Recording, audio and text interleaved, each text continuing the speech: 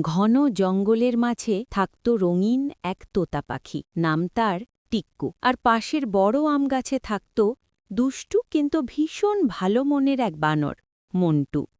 দুজনের বন্ধুত্ব ছিল গ্রামের সবার ঈর্ষার কারণ। সারাদিন খেলাধুলা, হাসি মজা আর ফল খাওয়া, এই ছিল তাদের জীবন। একদিন প্রচণ্ড ঝড় এলো, গাছ উপড়ে পড়ল, বাসা ভেঙে গেল টিক্কুর। ভয়ে কাঁপতে থাকা টিক্কুকে নিজের বুকে জড়িয়ে বলল মন্টু, আমি আছি, তোর কিচ্ছু হবে না। কিন্তু দুর্ভাগ্য, ঝড়ের পর জঙ্গলে খাবারের অভাব দেখা দিল। টিক্কু দুর্বল হয়ে পড়ল। মন্টু নিজে না খেয়ে প্রতিদিন টিক্কুর জন্য ফল জোগাড় করত। টিক্কু কাঁদতে কাঁদতে বলতো, তুই খেলি না কেন?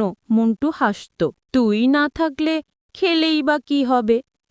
একদিন মন্টু খুব ক্লান্ত হয়ে পড়ে।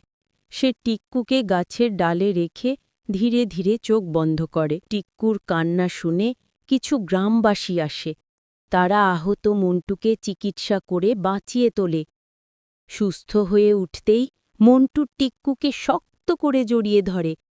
দুজনেই বুঝল, সত্যিকারের বন্ধু মানে শুধু হাসি নয়, কষ্টের সময়ও পাশে থাকা।